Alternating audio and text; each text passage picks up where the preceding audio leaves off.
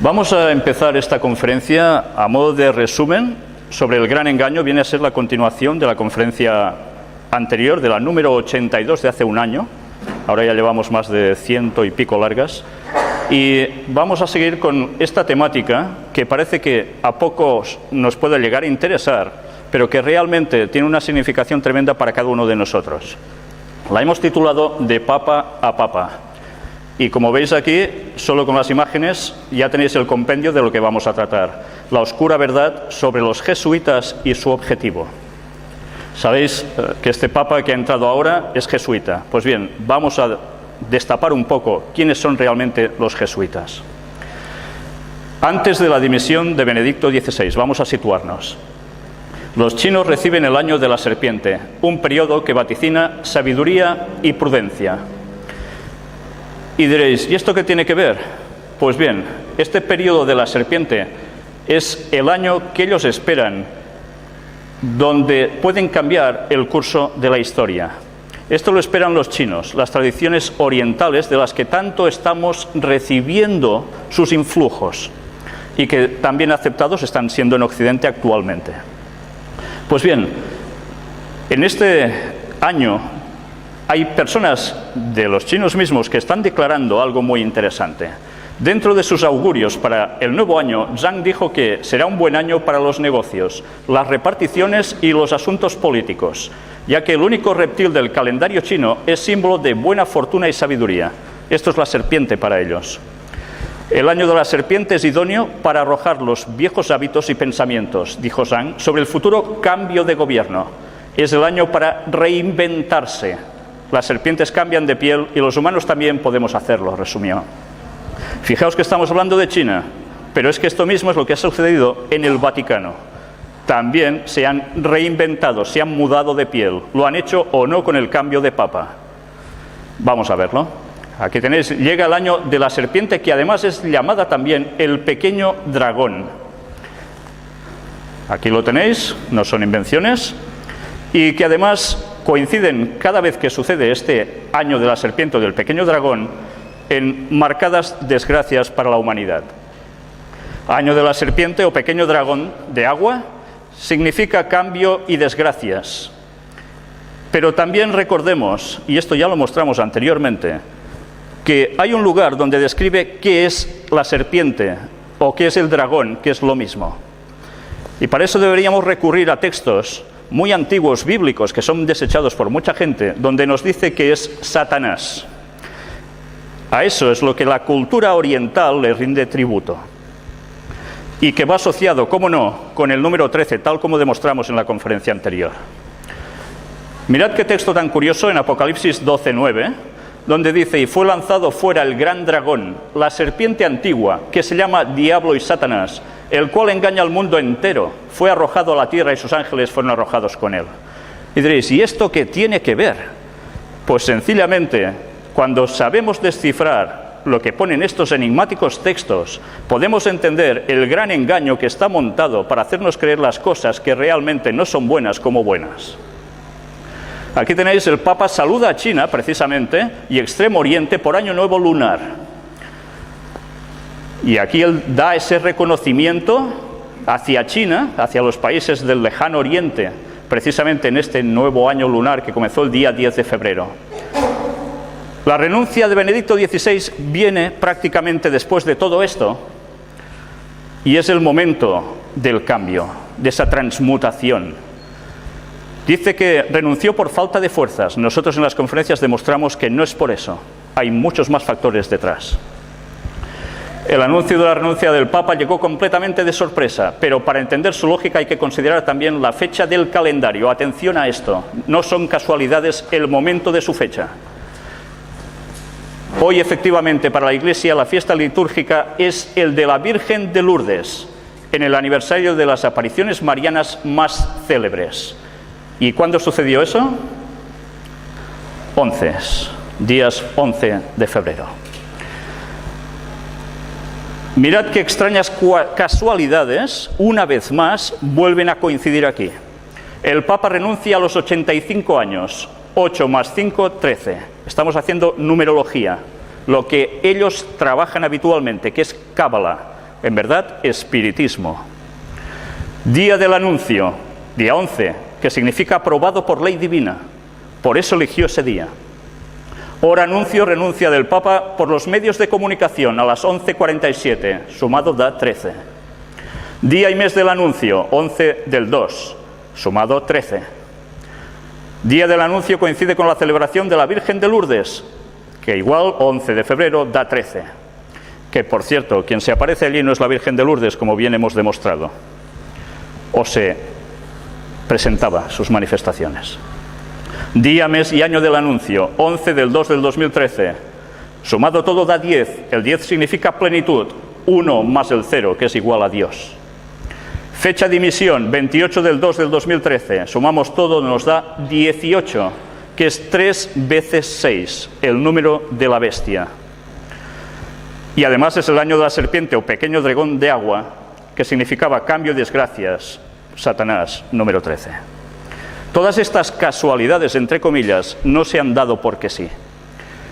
¿Hubo un mal presagio o una señal? ¿Recordáis esto? Fue precisamente cuando el Papa renuncia. Justo se manifiesta este relámpago con un estruendo enorme en la Basílica de San Pedro. Aquí lo tenéis más ampliado incluso. Pero mirad qué texto aparecía en Lucas 10:18, un texto bíblico. Y les dijo, yo veía a Satanás caer del cielo como un rayo. Justo, ¿dónde? En el Vaticano. La elección del Papa Francisco. Ya entramos en el cambio. Jorge Mario Bergoglio, nuevo Papa con el nombre de Francisco. Mirad bien la fecha del recuadro, 13 del 3 del 2013. Aquí lo tenéis, sumado todo, una vez más, nos da 13, y fue en un día 13. 13 es muerte y nacimiento, cambio total, transformaciones, 12 más 1 igual a Mesías. En ocultismo, satanismo, el 13 es Lucifer, Satanás. ¿Estos números han sido casualidades? Recordemos un extracto del gran engaño de la conferencia número 3 del año 2006, cuando hubo el cambio de pontificado de Juan Pablo II a Benedicto XVI. Esto fue en directo, lo grabamos en esos momentos, con este resumen de coincidencias que también todo daba 13. Aquí lo tenéis mejor ilustrado. Serán siempre casualidades, ¿verdad? Aún hubo más números cabalísticos. Hubo la fumata de fogueo. La elección del Papa sigue en el aire, decían. Y esos momentos claves, hubo 33 votaciones. 33 votaciones dicen que hubo hasta que salió elegido el nuevo pontífice. El 11 es aprobado por ley divina, el 3 significa la Trinidad. 11 más 11 más 11 da 33. Aprobado 3 veces por ley divina, por la Trinidad. Pero atención, no la Trinidad cristiana, sino la Trinidad pagana. Eso debemos diferenciarlo y en las conferencias lo explicamos muy bien. Aquí tenéis al nuevo Papa, que precisamente salió al balcón. ¿Recordáis la escena? ¿La estuvisteis siguiendo en directo? Fue muy interesante, porque se ven como las luces se encienden de la logia de San Pedro en ese balcón, pero van tardando a salir y no sabíamos por qué. Pero los que estábamos pendientes, los que sabíamos de qué iba el asunto, estábamos pendientes del reloj. Y justo cuando se cumplían las 8 con 13 minutos, fue cuando apareció en el balcón. Ni minuto más, ni minuto menos. Además, las 8:23, en horario de tarde, si hacéis la transformación de los números, nos sale también 13. Aquí tenéis algo muy significativo. El jesuita argentino José Mario Bergoglio es el nuevo Papa con el nombre de Francisco. Es el primer latinoamericano y además el primer jesuita en la historia del Vaticano en ostentar el pontificado. Papa Benedicto XVI renuncia a los 85 años, da 13. Elegido Papa Francisco a los 76 años, que también da 13. La elección del Papa Francisco ha sido en la semana número 11 del año. La sede papal ha estado vacante 13 días. Fue ordenado sacerdote de la Compañía de Jesús por Monseñor Ramón José Castellano, arzobispo emérito de Córdoba, en Argentina, un día 13. ¿Y qué más sucedió? ¿Cuándo fue la hora de la fumata blanca? Las 19:06, que son las 7:06 p.m., que una vez más daba 13. Pues bien, además hubo esa entronización el día 19 de marzo, como no, tenía que dar 13, por supuesto. Y ahora vamos a ver precisamente más de esta numerología. Fue, como veis aquí, primer pontífice no europeo de la Iglesia en 13 siglos. Primer papa no europeo en 13 siglos. Papa con papa. Benedicto XVI regresa al Vaticano contento y con intención de dedicarse a la oración. Ya sabéis que se fue y luego regresa. Seguirá viviendo en el Vaticano. Mirad en qué fecha sucedió todo esto. 2 de mayo del 2013. Sumado todo, evidentemente, ¿qué tenía que dar? Pues 13. El antiguo monasterio de clausura donde él iba a vivir fue precisamente instituido un día 13. ¿Y qué sucede también el 13 de mayo? Consagran el pontificado de Francisco a la Jornada Mundial de la Juventud a la Virgen de Fátima. El 13 de mayo en Fátima, el pontificado del Papa Francisco en la Jornada Mundial de la Juventud, que se realizará en Río de Janeiro, en julio de este año, serán consagrados a la Virgen María. Y como demostramos, las apariciones de la Virgen María son apariciones satánicas, no es la Virgen María. ¿Esto a más de uno les sorprende? Mirad las conferencias y veréis la demostración. Mirad cómo además, dice, así el cardenal patriarca le propuso a los obispos portugueses que esta consagración se hiciera el día 13 de mayo. Él mismo lo dijo. Seguimos avanzando para ir un poco más deprisa, vamos muy justos de tiempo. Salen 13 por todas partes, luego en vuestras casas, si tenéis las imágenes, podréis verlo perfectamente. Y vamos a ver esos primeros signos visibles de humildad de este nuevo Papa, que realmente están sorprendiendo y embaucando a muchas personas. ¿Qué empieza a hacer esta persona? Pues empieza a tener esos signos de sencillez, de energía, de humildad. Todos los cronistas hablan sobre ello. Incluso hay gente que se dedicó a poner en internet estas 7 diferencias básicas entre un papa y el otro, que rompía moldes de algo que parecía muy solemne y muy rico a algo que parece súper sencillo. El cambio está dando su efecto. Las personas están aceptando realmente que va de humildad. Él y todo el nuevo pontificado. Todo el mundo en pos de la bestia. ¿Qué estoy diciendo yo ahora aquí? Mirad, 132 países participaron en inicio de papado de Francisco. Tenéis a la izquierda a Joe Biden, de Estados Unidos, católico. Tenéis a la derecha a Angela Merkel, luterana, pero totalmente diciendo las mismas cosas que el papado está diciendo. Y en medio tenéis al jesuita Mariano Rajoy y al príncipe Felipe también, que estudió en la escuela de jesuitas. ¿Cómo no? ¿De dónde estaba sacada la expresión bestia? Pues mirad, otra vez recurrimos a Apocalipsis, capítulo 13, versículos 3 y 4. Son profecías. Vi una de sus cabezas como herida de muerte, pero su herida mortal fue sanada, y se maravilló toda la tierra en pos de la bestia. Os haré un poco de resumen. En 1798 la historia dijo que el general Berthier, por orden de Napoleón, cogió al Papa y lo encerró, y parecía que el Vaticano se acabó. Pocos meses después, esa herida mortal es sanada, y su auge vuelve a surgir cada vez con más fuerza. Hasta el punto que la profecía dice que toda la tierra irá en pos de la bestia. Y adoraron al dragón que había dado autoridad a la bestia. ¿El dragón quién es? Hemos visto, Satanás, ¿lo recordáis? Y adoraron a la bestia diciendo, ¿quién como la bestia y quién podrá luchar contra ella? Si tenéis dudas de esto, mirad las conferencias y veréis qué detalles impresionantes narra la historia al respecto. Totalmente no se puede llevar la contraria a lo que es historia y profecía. Mirad esta imagen, Papa Francisco con la cruz quebrada y su escudo papal. Mostramos que esta cruz quebrada es del siglo VI, ahora hablaremos de todo esto, y este es el escudo papal, con una insignia en medio muy interesante. Mirad que surge de este libro, de Piers Compton, un católico declarado, y nos narra de dónde surge la cruz partida. Este crucifijo torcido es un símbolo siniestro usado por los satanistas en el siglo VI, que había sido revivido para la época del Vaticano II. Esta era una cruz torcida o rota, en la cual se mostraba una figura repulsiva y distorsionada de Cristo, que los practicantes de la magia negra y brujos de la Edad Media habían usado para representar el término bíblico marca de la bestia. Así no solo Pablo VI, sino sus sucesores llevaron ese objeto y lo sostuvieron para que fuera reverenciado por las multitudes. Y las personas, cuando él pasa con este crucifijo, ¿qué hacen? Se postran. ¿Culto a quién? ¿A Dios? No, a Satanás. Los jesuitas mirad ahora un poco de historia. Fueron expulsados de muchas naciones. ¿Sabíais esto? Esto no nos lo enseñan en las escuelas normalmente, ni tampoco se nos dicen las razones. ¿Por qué? ¿Es porque eran tan buenos que, al ser tan buenos, sobraban allí? Podéis buscar en cualquier sitio un poco bien documentado sobre la expulsión de los jesuitas. Veréis que están expulsados prácticamente de un montón de países. Incluso desde España también fueron expulsados. Pero todo esto tiene una explicación. Y la iremos viendo ahora en breve.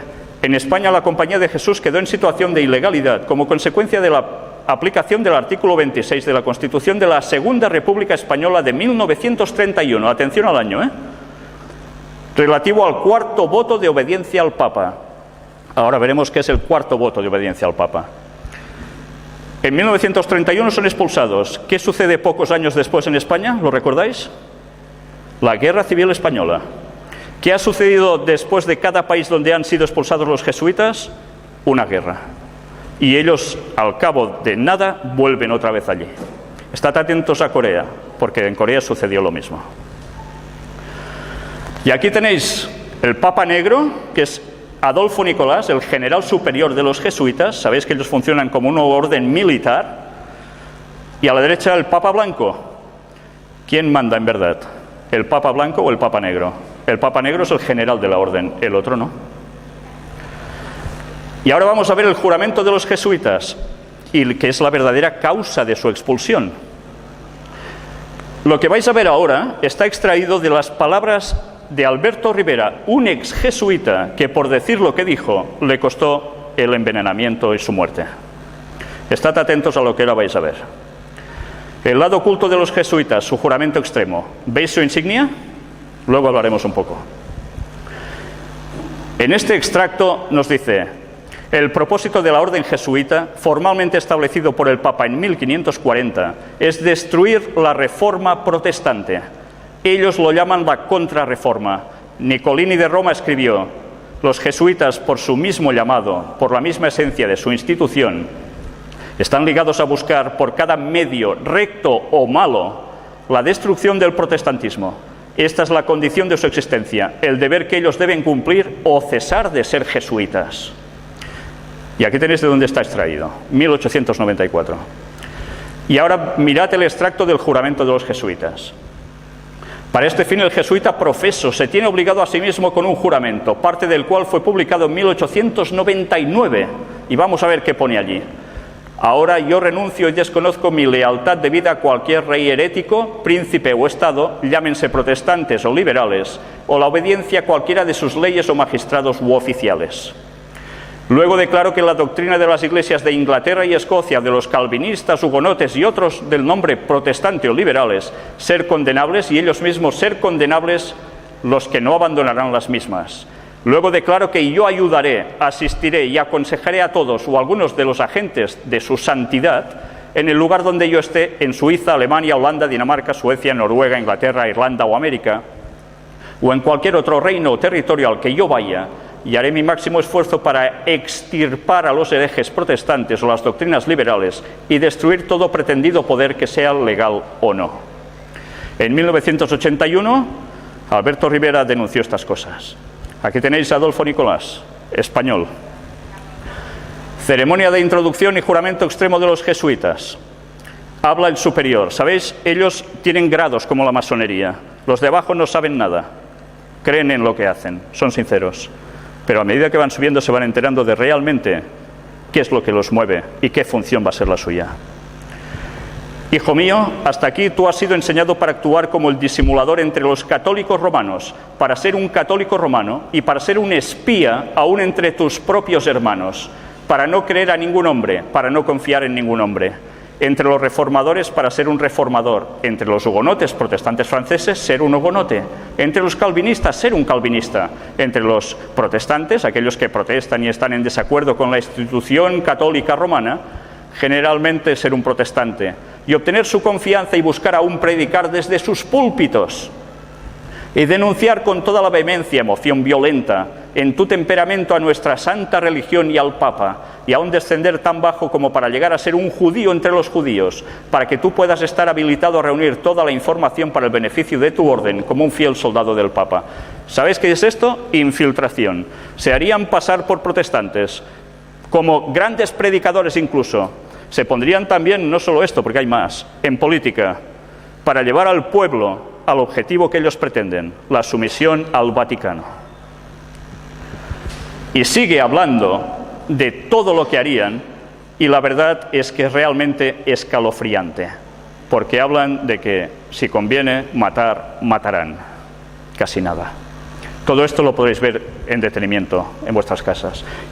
Mónita secreta de los jesuitas o instrucciones reservadas, esto aún se puede encontrar. Era secreto, se destapó. Aquí lo tenéis.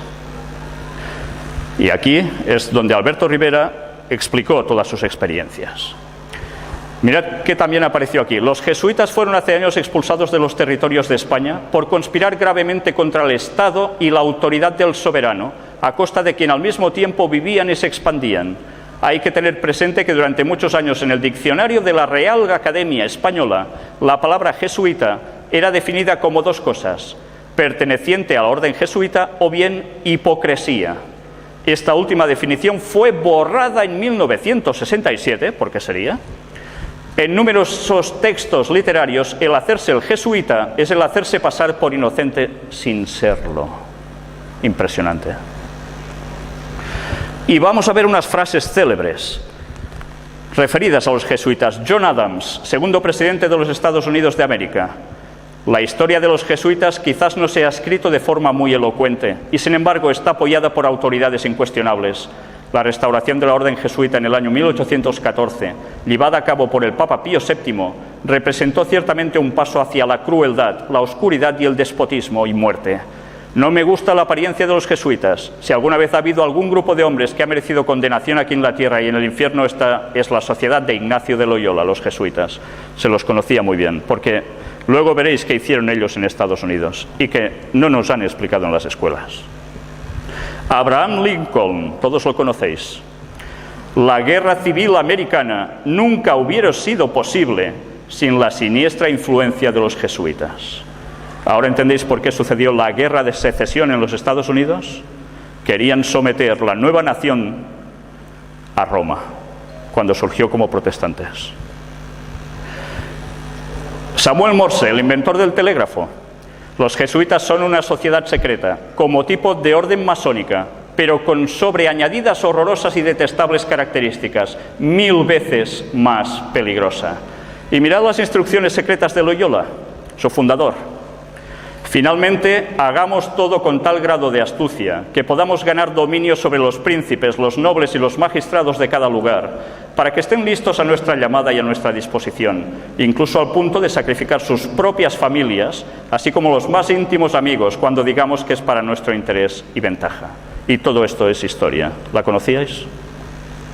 Os recomiendo este libro, Vatican Assassins, donde se muestran estas citas y muchas más con historia, todo con detenimiento.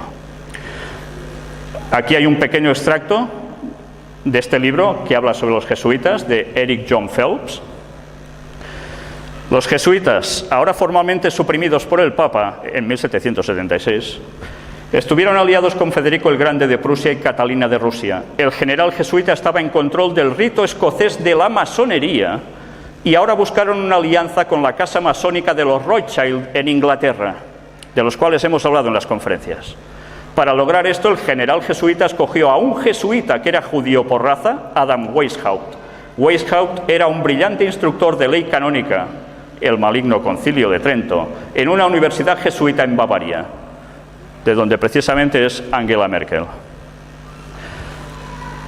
El del Colegio Jesuita de Ingolstadt se dice haberse iniciado la secta conocida como los Illuminati de Bavaria. ¿Os suena, verdad? Fundado por Adam Weishaupt. Su fundador nominal, sin embargo, parece haber tenido un papel subordinado, aunque conspicuo, en la organización de esta secta. ¿Y qué sucedió? En 1 de mayo de 1776 se crea la Orden de los Illuminati. Y así podríamos encontrar aún más cosas, hasta que llegaremos a unas frases de Napoleón, que fue usado por ellos mismos y que después los citó. Los jesuitas son una organización militar, no una orden religiosa. Su jefe es un general de un ejército, no el mero padre abad de un monasterio. Y la meta de esta organización es poder. Poder en su más despótico ejercicio.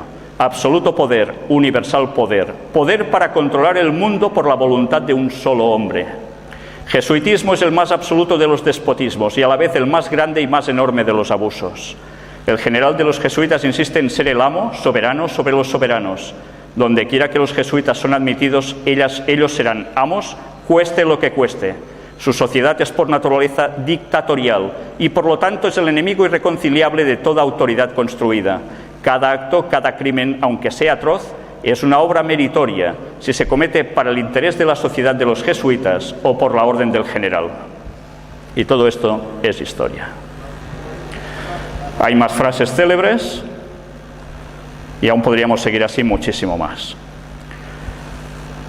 Otro libro que os recomiendo, Los terroristas secretos, de Bill Hughes, donde veréis incluso quién estuvo detrás del hundimiento del Titanic.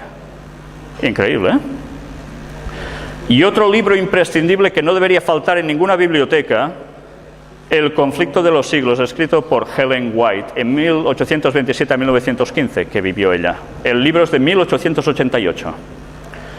Mirad que escribió bien documentada sobre los jesuitas. Pasados los primeros triunfos de la Reforma, Roma reunió nuevas fuerzas con la esperanza de acabar con ella. Ya sabéis, la Reforma protestante iba contra el poder del Vaticano. Entonces fue cuando nació la Orden de los Jesuitas, que iba a ser el más cruel, el menos escrupuloso y el más formidable de todos los campeones del papado. Libres de todo lazo terrenal y de todo interés humano, insensibles a la voz del afecto natural, sordos a los argumentos de la razón y a la voz de la conciencia, no reconocían los miembros más ley ni más sujeción que las de su orden, y no tenían más preocupación que la de extender su poderío. El Evangelio de Cristo había capacitado a sus adherentes para arrostrar los peligros y soportar los padecimientos, sin desmayar por el frío, el hambre, el trabajo, la miseria, y para sostener con denuedo el estandarte de la verdad frente al potro, al calabozo y a la hoguera. Para combatir contra estas fuerzas, el jesuitismo inspiraba a sus adeptos un fanatismo tal que los habilitaba para soportar peligros similares y oponer al poder de la verdad todas las armas del engaño. ¿Por qué creéis que están siempre en los primeros puntos de conflicto los jesuitas? Son los soldados del Papa. Para ellos ningún crimen era demasiado grande, ninguna mentira demasiado vil, ningún disfraz demasiado difícil de llevar. Ligados por votos de pobreza y de humildad perpetuas, ¿os suena de algo esto? Estudiaban el arte de adueñarse de la riqueza y del poder para consagrarlos a la destrucción del protestantismo y el restablecimiento de la supremacía papal. ¿El nuevo papa jesuita no está mostrando estas facultades? Las mismas. La historia no cambia, los personajes siguen lo mismo. Al darse a conocer como miembros de la orden, se presentaban con cierto aire de santidad, visitando las cárceles, atendiendo a los enfermos, os suena, ¿verdad?, y a los pobres, haciendo profesión de haber renunciado al mundo y llevando el sagrado nombre de Jesús, de aquel que anduvo haciendo bienes. Pero bajo esta ungida mansedumbre, ocultaban a menudo propósitos criminales y mortíferos. Era un principio fundamental de la orden que el fin justifica los medios.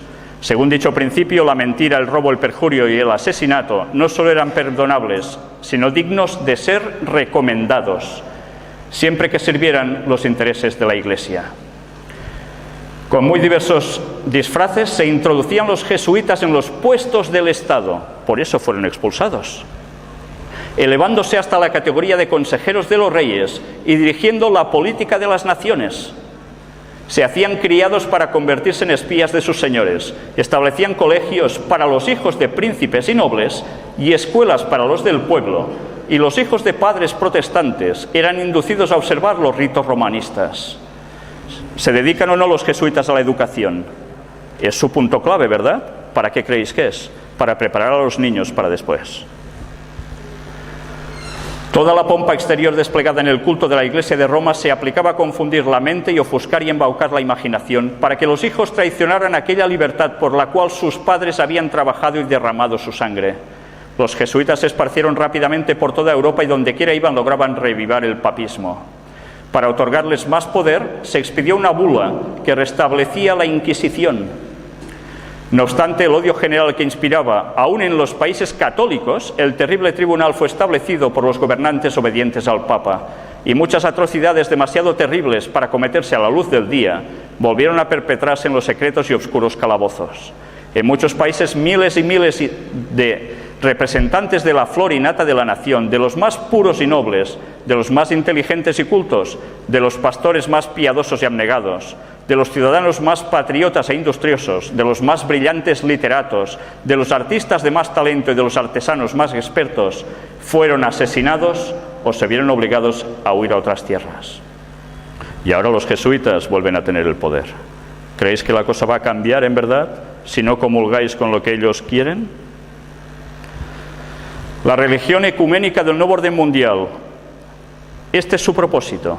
Este nuevo Papa va a trabajar especialmente para el ecumenismo, para ligar todas las religiones bajo un solo paraguas, pero con alguien mandando. ¿Sabéis quién, no? Lo adivináis. Pues mirad ahora qué aparece en la iglesia de San Ignacio de Loyola en Roma. El Papa asegura que proseguirá el camino del diálogo ecuménico. Está atándose totalmente con los judíos, sobre todo porque el Vaticano, recordad, quiere instalarse en Jerusalén y lo va a hacer todo para ello.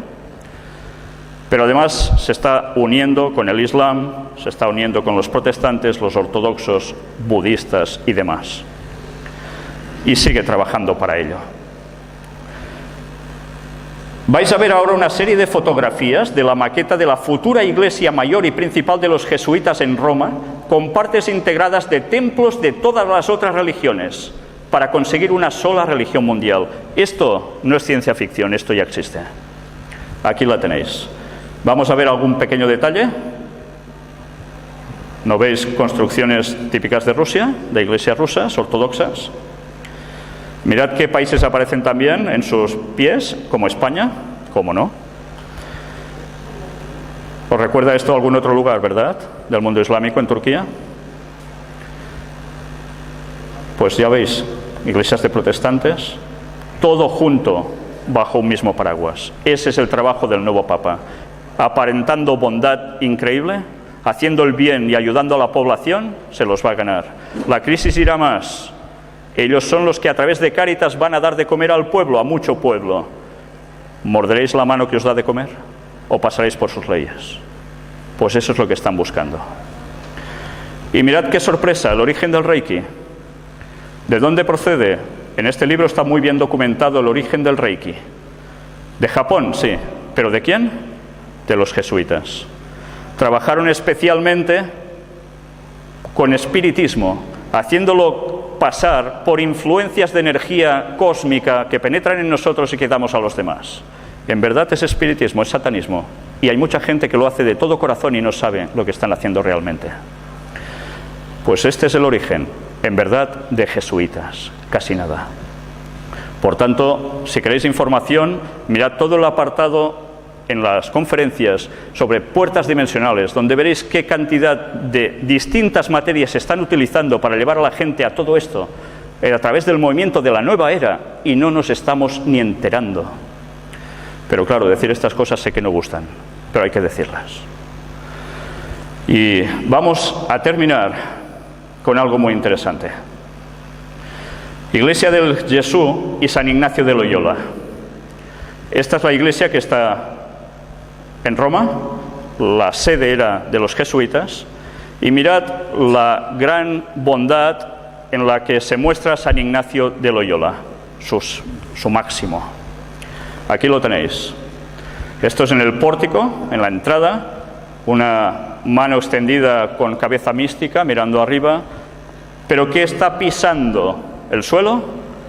Con un pie sí, pero con el otro está pisando la cabeza de un protestante. Y después nos hablan de ejercicios espirituales para crecer y acercarse a Dios. Este es el líder de los jesuitas, a quien el Papa obedece y quien va a mandar el mundo, y va dentro de poco a preparar una gran fiesta para todos, que os recomiendo que, como no veáis las conferencias, os van a pillar de lleno. Y esta es su insignia, IHS. Pero mirad que aparece también dentro una escultura donde se ve a la religión flagelando a la herejía, a los protestantes, pobrecillos, flagelándolos. Interesante bondad, ¿verdad? Y la cara de horror mientras son flagelados. ¿Sabéis? La historia se va a repetir. Sed conscientes de lo que ahora estáis oyendo, porque dentro de pocos años estas escenas volverán. Porque ellos están detrás de la Unión Europea, están detrás de muchos de los gobiernos actualmente, trabajando a través de las sociedades secretas para llevar el mundo al nuevo orden mundial. ¿Por qué están saliendo los casos de corrupción ahora por todas partes? Para que la gente vea que por la política no se solucionan las cosas. Hace falta un líder de la moral. Y mirad las frases de todos los primeros presidentes de cada nación. ¿Quién están haciendo referencia que es el líder de la moral? El Papa. Trabajan para él. Ahora entenderéis por qué las cosas van por el camino que van. Y por qué todos estos casos se están saliendo precisamente ahora, cuando toda la vida ha sucedido lo mismo. Y mirad el emblema de los jesuitas. Fijaos bien en los detalles. ¿Veis un sol, como la bandera argentina, que fue hecho por los masones precisamente? ¿Por qué será ese paralelismo? ¿Veis algo debajo de las tres letras? ¿Veis tres clavos? Mirad, sacado de la Universidad de Navarra, extraído de allí, la historia de la Universidad de Navarra, que fue de dónde procede, pues del Opus Dei. Mirad qué explicación dan, tan interesante, que nos va a servir como guinda del pastel. Ellos hablan de los signos gráficos de escritura, y mirad que aparece en el alfabeto hebreo. ¿Veis la letra de la izquierda? Es la sexta letra del alfabeto, se llama Vav. La palabra Vav significa clavo. Se le adjudica el valor numérico 6. Sabéis que en hebreo las palabras tienen un componente sumado de números y un significado. Al clavo le dan el número 6. ¿Entendéis esto? Pues mirad ahora. El emblema de los jesuitas en verdad es 666. ¿Y qué es esto? Mirad otra vez más la profecía de Apocalipsis.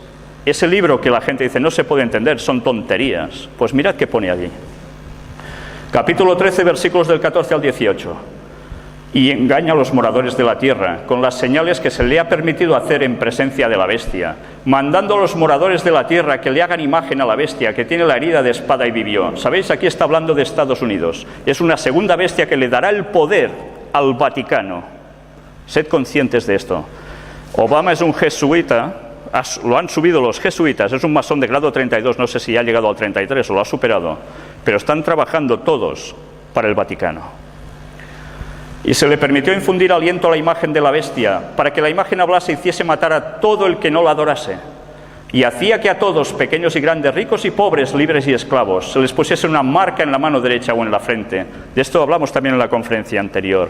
Van a hacer que todo el mundo vuelva a observar el domingo como día de reposo, el día de adoración al sol pagano, el día de adoración a Satanás. No es el día del Señor. Si miráis en las Biblias pone que el día de descanso es el sábado, no el domingo. Tened esto presente, porque ya han manipulado hasta los diccionarios o las enciclopedias a partir de 1990 para demostrar, que ya no puedas demostrar, que el sábado es el séptimo día y el domingo el primer día de la semana. Y mirad cómo termina diciendo, y que ninguno pudiese comprar ni vender, sino el que tuviese la marca o el nombre de la bestia o el número de su nombre. Aquí hay sabiduría. El que tiene entendimiento, cuente el número de la bestia, pues es número de hombre, y su número es 666. En el conflicto de los siglos vuelve a aparecer esto. Y téngase presente que Roma se jacta de no variar jamás. Los principios de Gregorio VII y de Inocencio III son aún los principios de la Iglesia Católica Romana, y si solo tuviese el poder, los pondría en vigor con tanta fuerza hoy como en siglos pasados. Pocos saben los protestantes lo que están haciendo al proponerse aceptar la ayuda de Roma en la tarea de exaltar el domingo. Mientras ellos tratan de realizar su propósito, Roma tiene su mira puesta en el restablecimiento de su poder y tiende a recuperar su supremacía perdida. Los protestantes están doblegando a Roma. Y termina diciendo Apocalipsis 18, algo que define la situación de la Iglesia Católica Romana.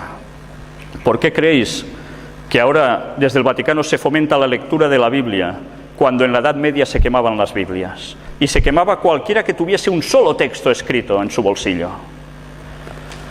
Porque ahora, como no pudieron acabar, porque salió la imprenta con Gutenberg y empezaron a publicar Biblias en el idioma del pueblo, mucha gente se dio cuenta del gran engaño que tenían montado con ese falso cristianismo que estaban pintando, que no tiene nada que ver con el real. Y mirad qué interesante lo que aquí pone.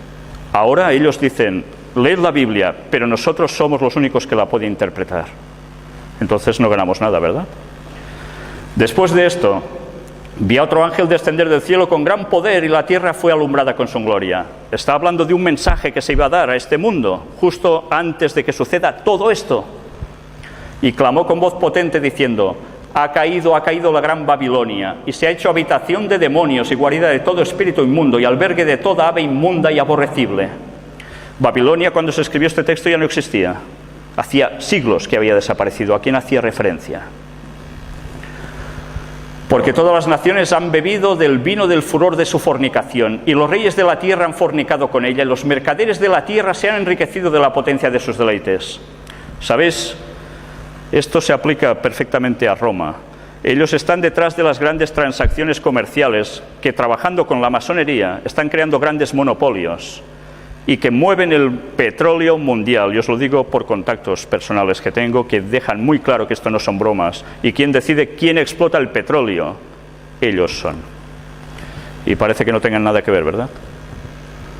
Y otra voz del cielo que decía, salid de ella, pueblo mío, para que no seáis partícipes de sus pecados ni recibáis parte de sus plagas, porque sus pecados han llegado hasta el cielo y Dios se ha acordado de sus maldades.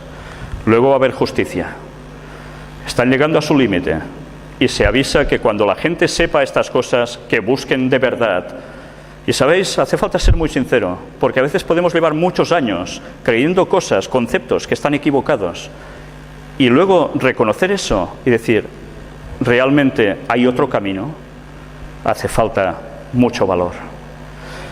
Pues bien, toda la información de todo lo que hoy he intentado condensar aquí, con todas las pruebas, la vais a encontrar precisamente en esta página donde encontráis las conferencias del Gran Engaño.